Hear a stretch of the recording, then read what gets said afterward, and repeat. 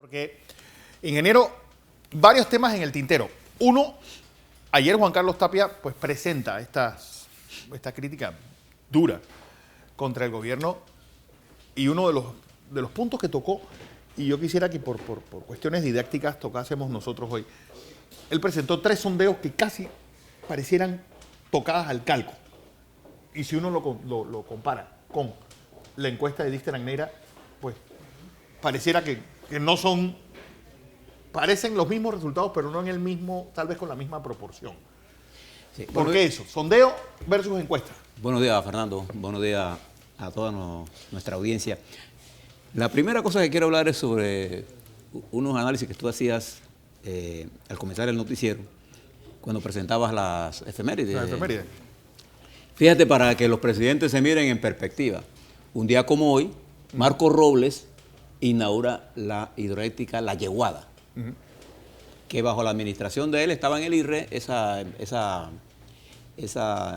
hidroeléctrica, y tengamos una idea, esta era una hidroeléctrica de 7 megawatts, que para la época era la hidroeléctrica, un proyecto muy bonito, un proyecto muy rentable, una de nuestras mejores inversiones públicas en la historia nacional, el proyecto hidroeléctrico La Yeguada. 10 años más tarde, bajo la administración del general Omar Torrijos, se inaugurarían Bayano, se inaugurarían posteriormente Estrella de los Valles, y en el 84, que entró bajo la construcción del general Torrijos, Fortuna, y se construía la línea de transmisión, la primera línea de transmisión, que era, digamos, la columna vertebral del sistema integrado eléctrico, en perspectiva de 10 a 12 años. Y eso, Omar Torrijos en el sector eléctrico, pensando con visión de largo plazo. Proyectos que hoy están funcionando a las mismas. La Yeguada 7 megawatts y 10 años más, Bayano debe tener 150 en esa época, hoy tiene 220, Fortuna, que comenzó con 210 y con la presa alta llegó a 300, Estrella de los Valles con 90 megawatts. Pero además muchos más proyectos. En ese periodo de Omar Torrijos se invirtieron cerca de 1.200 millones de esos entonces, en el sector eléctrico. De manera que uno siempre, cuando actúa, uno siempre debe pensar en el futuro. Todo presidente, todo estadista, siempre al final va a dejar un legado. Pero ese legado el presidente o el mandatario o el estadista lo tiene que diseñar desde el principio. Cómo yo quiero que me miren. ¿Cuál va a ser mi legado a la nación panameña? Así que se piensa. Sí, por eso la mayor parte de los presidentes de los países importantes tienen un biógrafo. Sí, que tú tienes que también explicarle la historia. ¿Por qué tomaste una decisión? Obama, por ejemplo, sale dentro de unos meses, sí, y ya tiene escrita prácticamente cuál es el legado de lo que él ha hecho en estos 8 años de gobierno. Y mira cómo se ha envejecido. El Obama, el joven, el senador, mira cómo se ha envejecido con el poder de una de las presidencias más grandes del mundo, la más poderosa. En uno de los momentos más difíciles también económicos. Además encontró quebrado la nación y la entrega bajo otra. Bueno, pero eso es otra. Vamos a lo que tú preguntaste. Anoche tuve la oportunidad de escuchar a Juan Carlos Tapia en Canal 4 de RPC, en su programa y de sus análisis políticos, y quiero rescatar algunas cosas. Primero, he tenido muchas informaciones, preguntas sobre cuál es la diferencia entre un sondeo y una encuesta.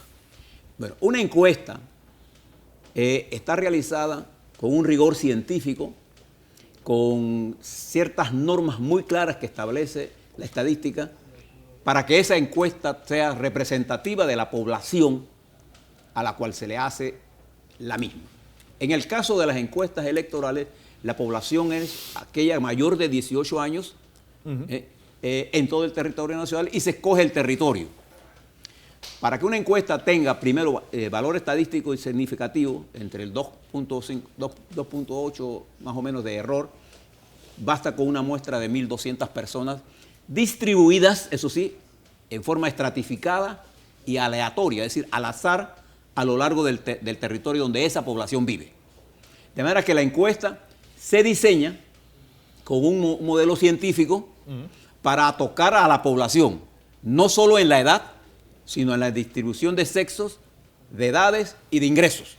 Por eso que yo siempre le digo a ustedes, miren los datos técnicos de la encuesta para ver si ellos llenan. Entonces usted se va y chequea, si dice que hay 55% de hombres, mujeres más que de hombres, entonces hay una diferencia estadísticamente significativa. Usted tiene que mirar primero. Incluso sale, que es otra división que se hace, proporcionalmente la distribución de inscritos en partidos políticos también está en esa encuesta. No, para la encuesta de opinión pública no se usa. Esa no es si se fuera a hacer un estudio partidario. Pero la encuesta de este tipo se diseña estadísticamente. ¿Cuál es el problema de la mayoría de las encuestas ahora? Primero, el rigor científico con que se diseña la muestra. Y el segundo, el mismo rigor científico para tomar la muestra. Porque lo que ocurre es que normalmente, por ahorrar dinero, las casas encuestadoras lo que hacen es que si no hay una supervisión correcta, se hace la encuesta no estratificada en términos de los lugares donde debe estar, sino donde es más accesible. Claro. Y entonces, por ejemplo, en lugares como San Miguelito no se encuestan áreas rojas, donde hay mayor cantidad de población. Entonces, ahí hay un error, digamos, de la toma de muestra. Pero se ha hecho un gran esfuerzo en la mayoría de las encuestas para que eso se resuelva con una supervisión adecuada. Si no se hace, entonces la muestra no es adecuada. Entonces, esa es una encuesta. Un sondeo no tiene ese rigor. Entra el quien quiere. Entra el que quiere, puede ser que haya más hombres que mujeres, puede que sea más de la capital que de lo que dice debería ser una encuesta, pero el volumen tiende a compensar, porque una encuesta normalmente en Panamá se hace de 1.200, normalmente. En los sondeos que presentó Juan Carlos Tapia ayer, tomó en cuenta el sondeo que hizo Álvaro Alvarado en su cuenta Twitter, que tiene más de 400.000 seguidores, y donde él lo contó con 3.000 y tanto, 3.600, 3.500 que fueron a ese sondeo. No hay una rigurosidad científica, pero solo puede votar uno por cuenta. Claro. El sistema de votación por Twitter no permite que una persona vote 1000 veces. Exacto. Solo vota una sola cuenta. Si usted tiene 100 cuentas, usted puede votar 100 veces. Pero ¿quién tiene 100 cuentas? Los call centers, bueno, los call centers tendrán, pero no para llegar a esa cantidad.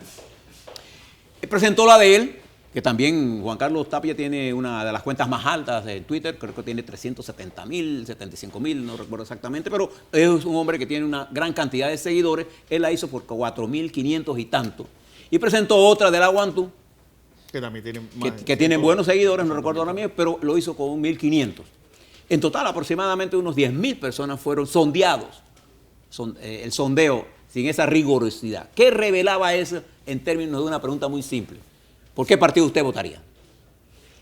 En todas las tres encuestas, Cambio Democrático aparece colocado en el primer lugar, seguido del PRD a una distancia 2 veces 0.5 de Cambio Democrático. O sea, Cambio Democrático tenía 50, el PRD 22, en promedio. Y muy abajo, el panameñismo con 8 o 10. ¿Qué dice Neira? Cambio Democrático con 21, PRD con 19 y el panameñismo con 7 o 9, por ahí. No tengo los números a la mano. Estoy hablando simplemente de recordación. Entonces, ¿pero qué está demostrando esto? Que en el país, y no, fíjese que no voy a usar la palabra tendencia de ninguna de las sondeos, porque habría que repetir esos sondeos en forma continua para poder entonces hacer una tendencia. No se puede hacer ningún tipo de tendencia con una sola medición.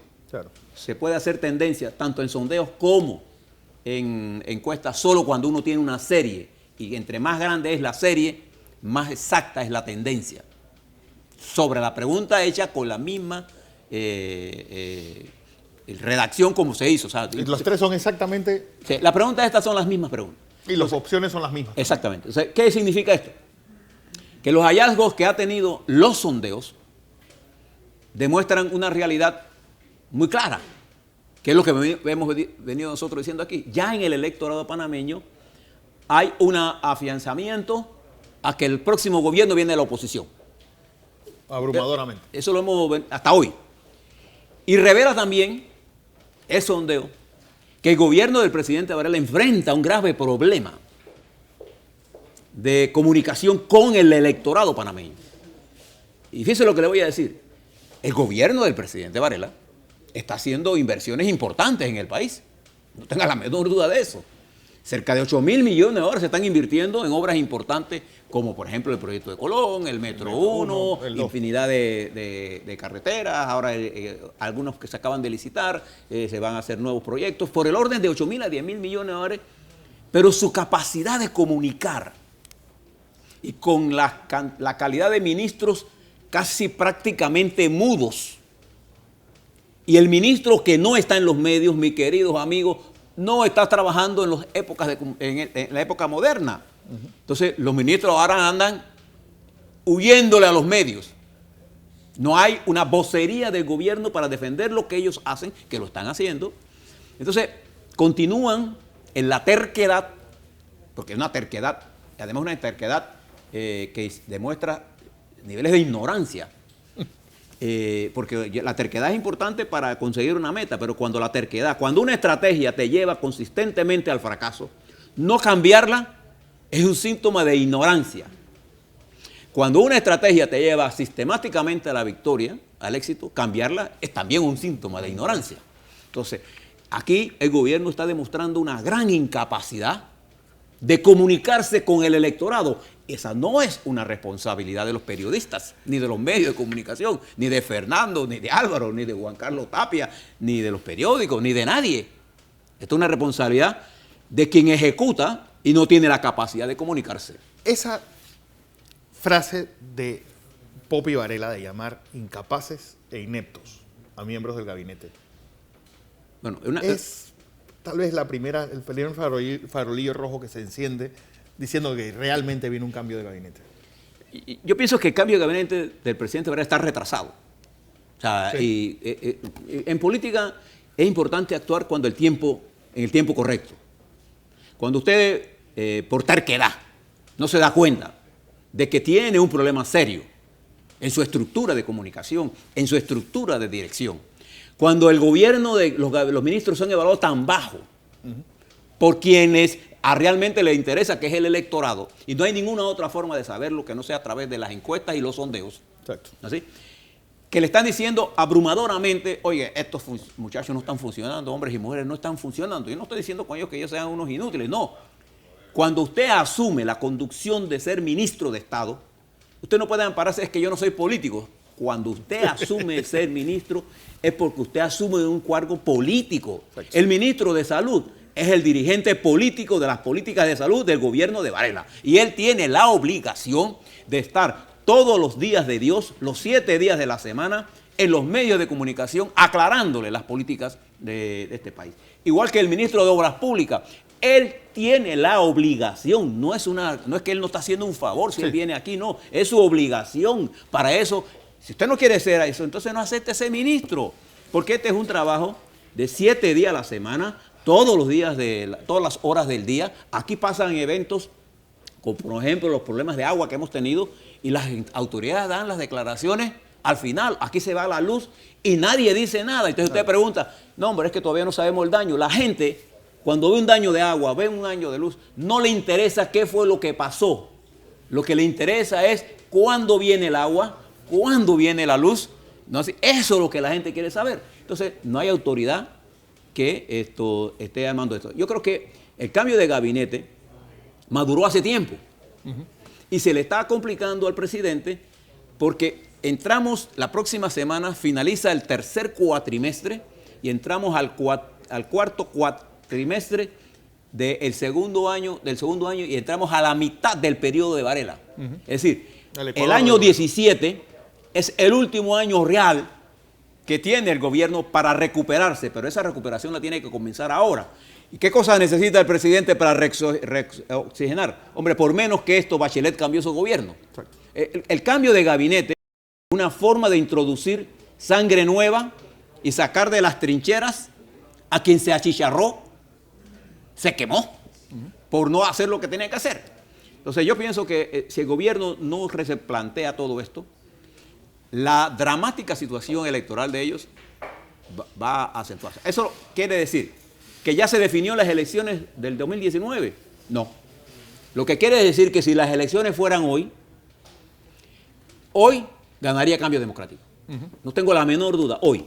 Eso es así el 19, depende cómo Cambio Democrático maneje esto. La pregunta es, ¿se reordenarán las fuerzas dentro del gabinete? Y habrá